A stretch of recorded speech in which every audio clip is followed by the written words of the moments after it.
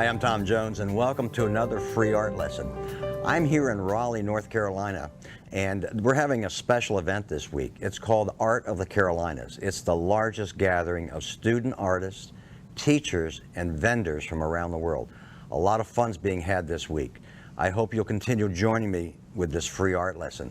I want to take a moment and show you an easy way to do a building or an area of building.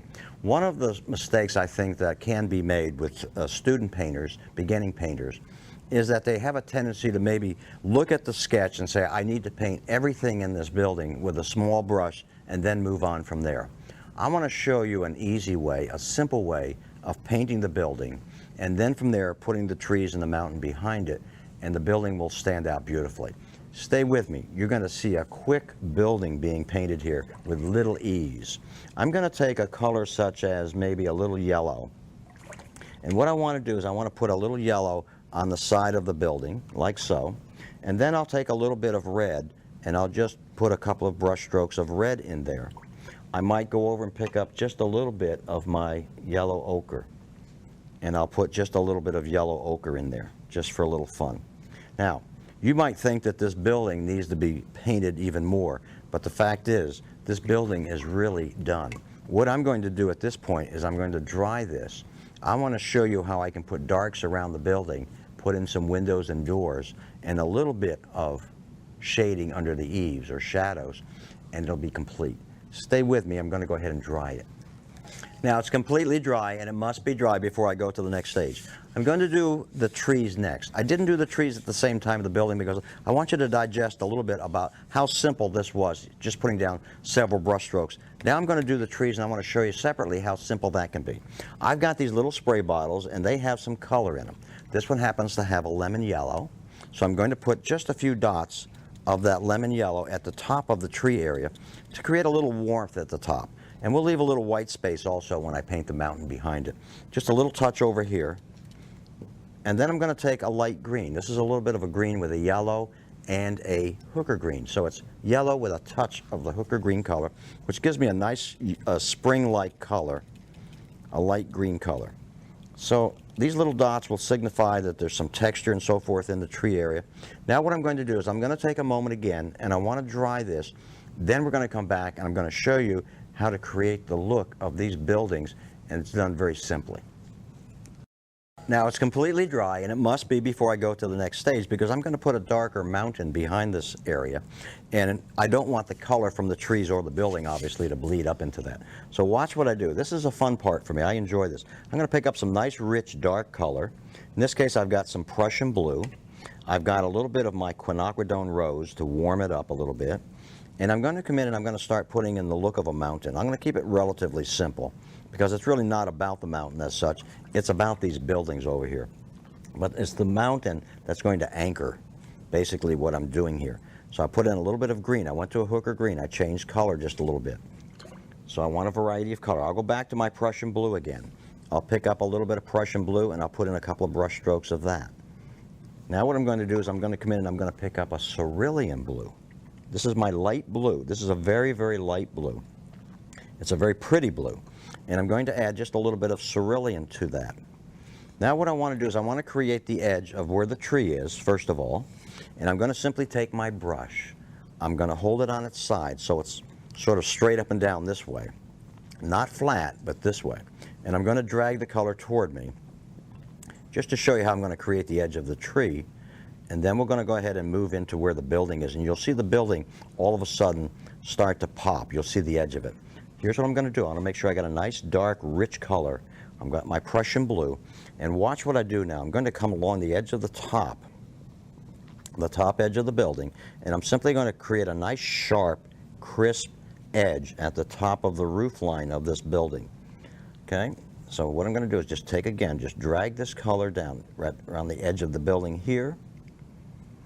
And drag this color in, just like so. Now you can see the nice crisp edge. Let me continue on.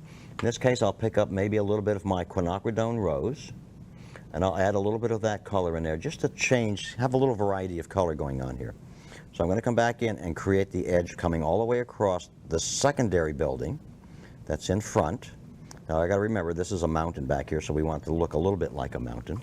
I'm going to pick up a little bit more of my Prussian blue. Gives a nice accent color in the sky, and we'll do that. Then we'll come along and I'm going to go back to my rich dark blue again. In this case I'll use maybe a little hooker green with it, my dark green. So I'm going to come along the edge. I have a little bit of a stovepipe or a chimney on top of the building, so we'll be respectful of that and carve around that as well. Don't want it quite that thick, but just a little bit thinner than that. Keeping this edge nice and crisp along the edge of my building. Very important. Now what I'm going to do, let me make sure the edge of the chimney is correct. I'm going to come around this side of the building. And again, I got this mountain up here. Let me go ahead and finish off the top of the mountain so you can see the mountain, and we'll come right across with that. Let me change color again. I don't want to go too far with just one color. I want to change that just a little bit. So we've got the top of the mountain. Now I have another little tree area over here that I want to paint in. So I'm going to come around the edge of the roof and the edge of this side of the building. And we'll just put in the top of this edge of this tree like we did over here on my right. So now we have this particular tree area in, like so. Okay. Now what I'm going to do is I'm going to switch to a smaller brush. Now let me take just a little bit of a tissue where I had a little bit of the bleed of that color into the top of the roof line where I didn't want it. I'm going to go to my number 8 round brush in this case, and I'm going to put in some shadow and some doorways and windows. I'll show you how easy this is. Let me do one thing. Let me do this way. I'm going to change the roof line just a little bit to make a little more bow in the top, to make it look a little bit more like an older type of building. There we go. Now what I'm going to do, I'm going to take my number 8 round brush and I'm going to put in some shadows and some doors and windows. All right, so I'm going to come under the eave of this roof line here. I've got some red and some yellow in this area, so I want to stay with a color that's friendly. So I'm going to pick up a little bit of my burnt sienna, a little bit of my quinacridone rose, and I'll touch it with a little bit of my ultramarine blue deep.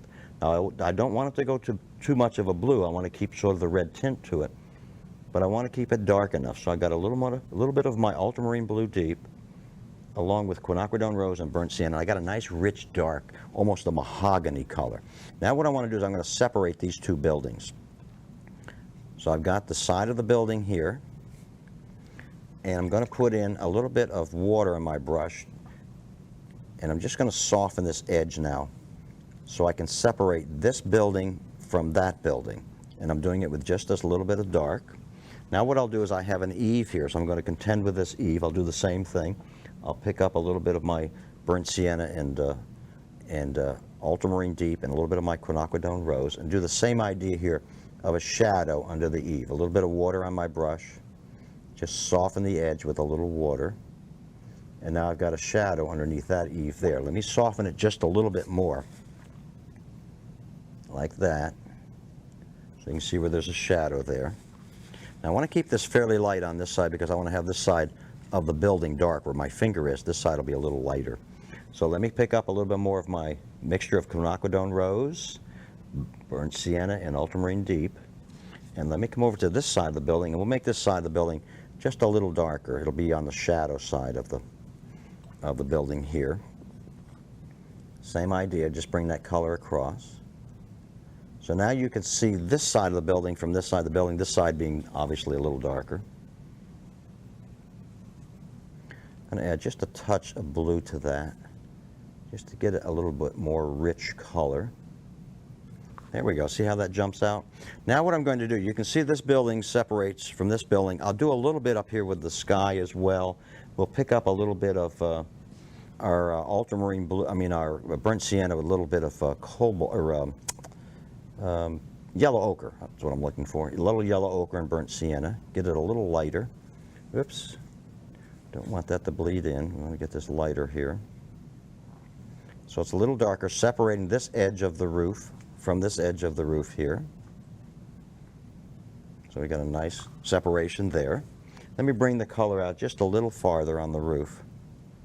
And I've got sort of an abstract shape on the roof here just to keep it more interesting than just a straight shape. So you see the little abstract shape of shadow on the roof. And what I'm attempting to do here now is I'm attempting to separate this side or this rooftop from this building right here. That's all I'm doing. So now you can see that very clearly. So now I've got it just a little darker.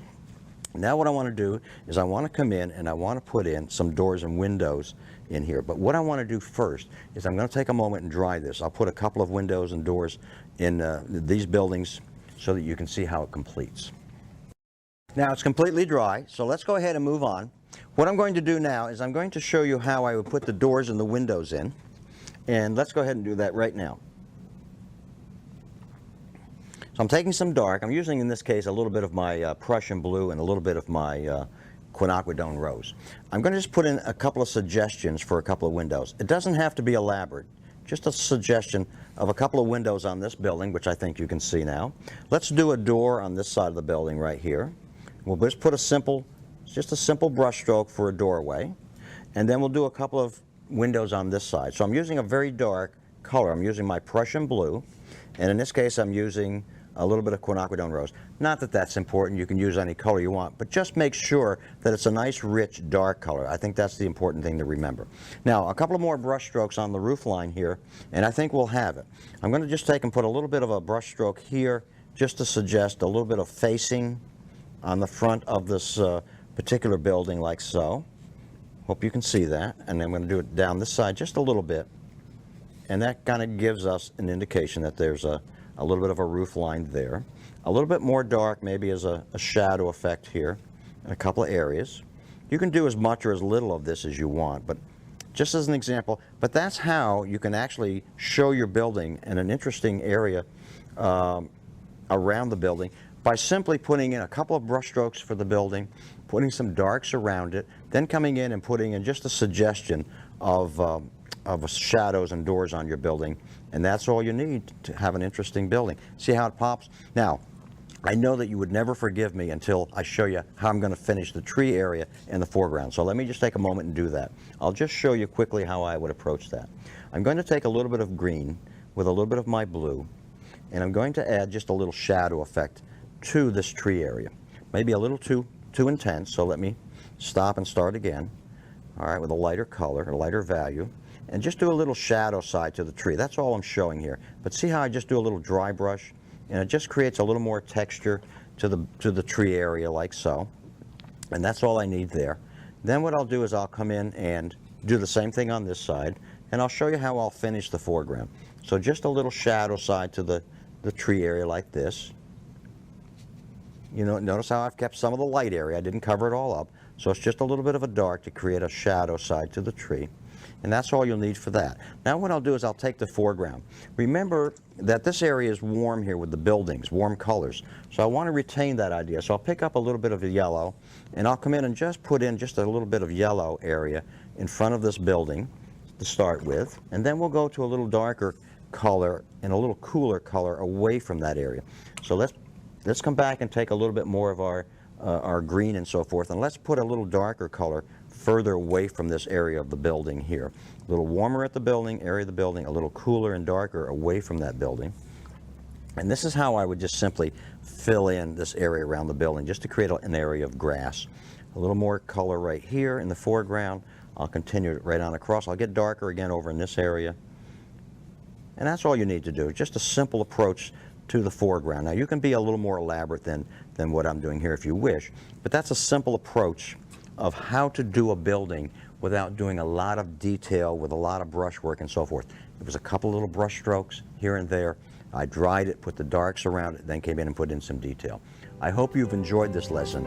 For more information, go to my website, tomjonesartist.com, or you can email me at tom@tomjonesartist.com and let me know what you think.